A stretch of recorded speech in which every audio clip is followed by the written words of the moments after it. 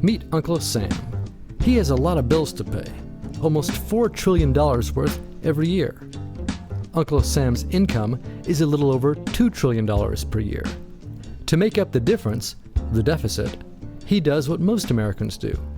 He borrows money. When Uncle Sam takes out a loan, he calls it a bond. Bonds can be held by banks, investors, or even foreign governments. Uncle Sam has to promise to pay interest on these bonds, just as you do on any loan you take out. Ever consider paying your mortgage with your credit card? That's exactly what Uncle Sam does.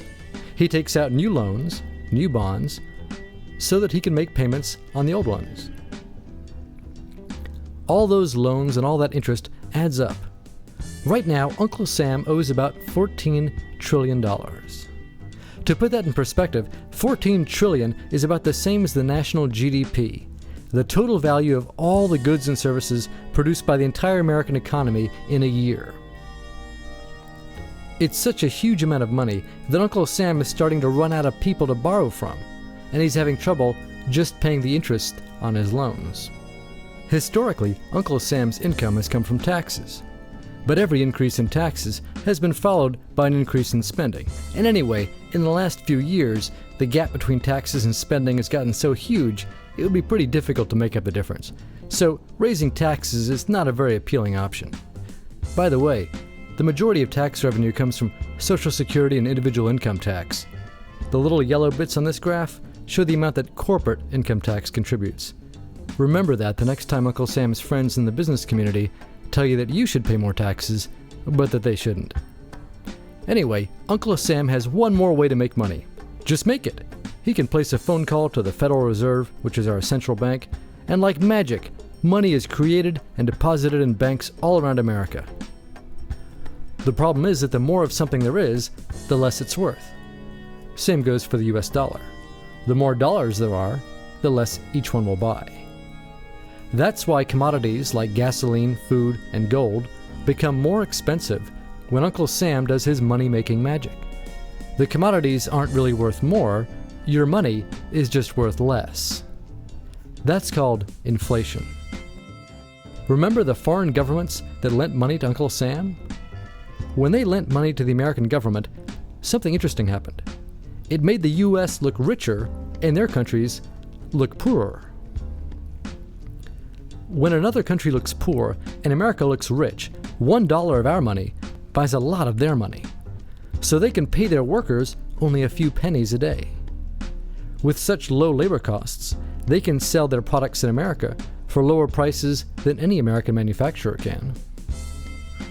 The easiest way for American companies to compete becomes to move their factories overseas and pay their foreign workers a few pennies a day too. This causes a recession. Americans lose their jobs, stop paying taxes, and start collecting federal benefits like Medicaid and unemployment.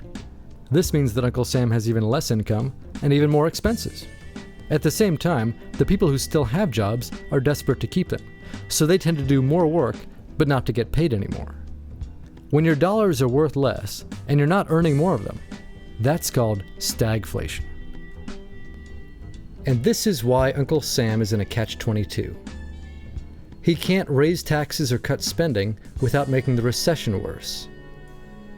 And he can't have the Federal Reserve create more money without making inflation worse. For now, he can keep borrowing money, but since he can't even pay the interest on the loans he already has, it just makes the eventual bankruptcy even worse. Whether in 2 months or 2 years, the day will inevitably come when Uncle Sam can no longer pay his bills. When that happens, the banks, investors, and foreign governments who are counting on that money won't be able to pay their bills either. If investors can't pay their bills, corporations won't be able to pay their employees. If banks can't pay their bills, you won't be able to take out a loan, use a credit card, or even withdraw your savings. If foreign governments can't pay their bills, their own banks and corporations will have the same problems. That's called a global economic collapse, and it's really scary. It's never happened before, so nobody really knows how bad it will be, how long it will last, or even how we'll eventually get out of it. The only thing we can do is to educate ourselves, try to figure out what's actually going on, and to prepare for what may be very extraordinary circumstances.